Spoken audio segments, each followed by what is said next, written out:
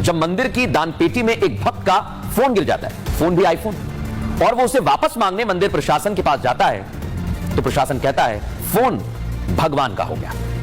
अब आप सोचिए दर्शकों, मतलब एक तरफ अगर गलती से भी गिर जाता है तो फिल्म में तो आपने देखा, और ये देखिए आप, ये रील का वो मैं सीन दिखा रहा हूं, यानी फिल्म का सीन दिखा रहा हूं, कैसे फिल्म में पुजारी के पास वो पर्स पहुंच जाता है, लेकिन रियल लाइफ में फोन पहुंच गया। देख लीजिए आप, ये जो तस्वीर सामने आई है वही सवाल खड़े करती है कि भाई इसका होगा क्या।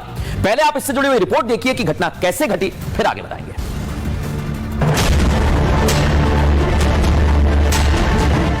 इंसान तो इंसान, भगवान भी आईफोन के शौकीन हैं।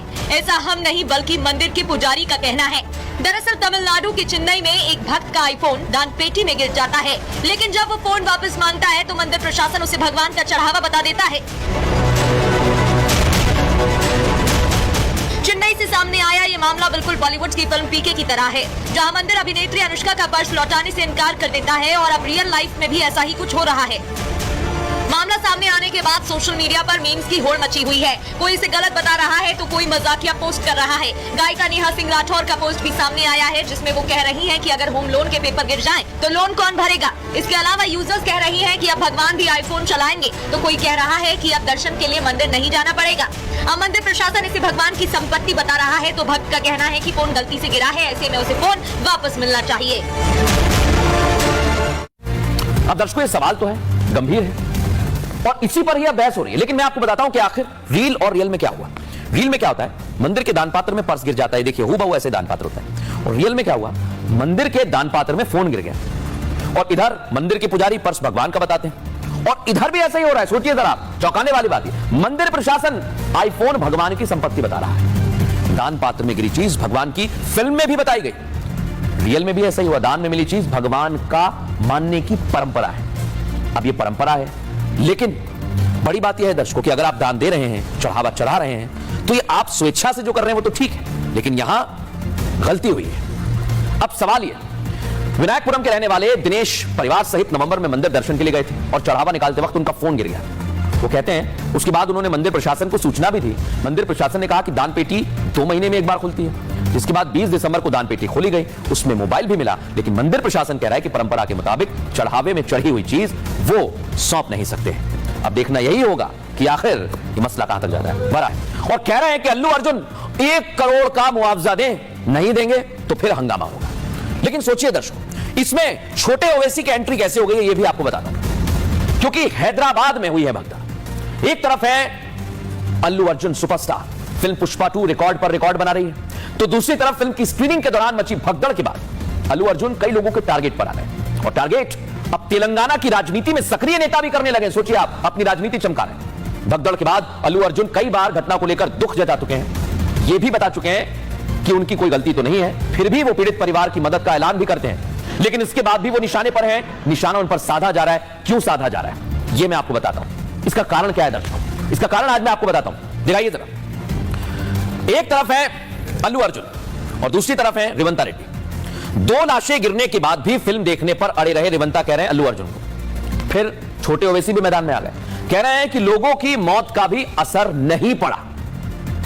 अब आप सोचिए, खुद अल्लू अर्जुन कई बार इस बात को दोहरा चुके हैं कि उनकी ऐसी मंशा नहीं थी, फिर ये राजनीति क्यों हो रही है, रिपोर्ट में समझिए।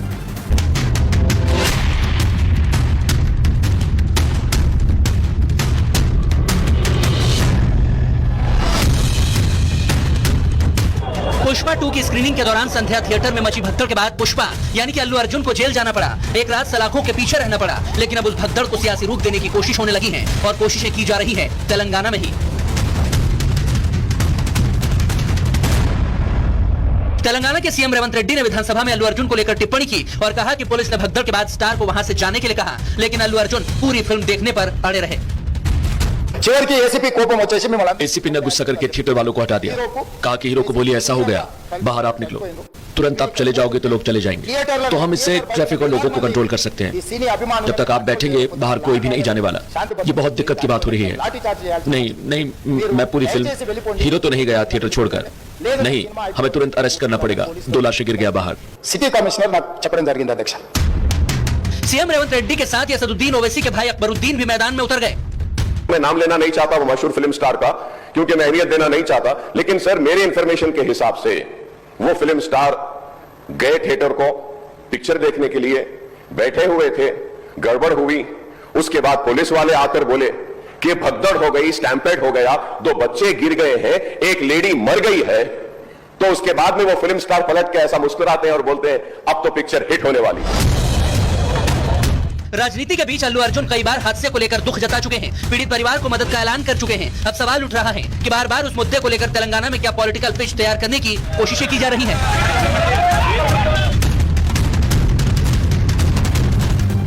तेलंगाना के मुख्यमंत्री रेवंत रेड्डी और एआईएमआईएम विधायक अकबरुद्दीन ओवैसी विधानसभा में टिप्पणी कर रहे हैं। इसके बाद अल्लू अर्जुन भी सामने आ गए।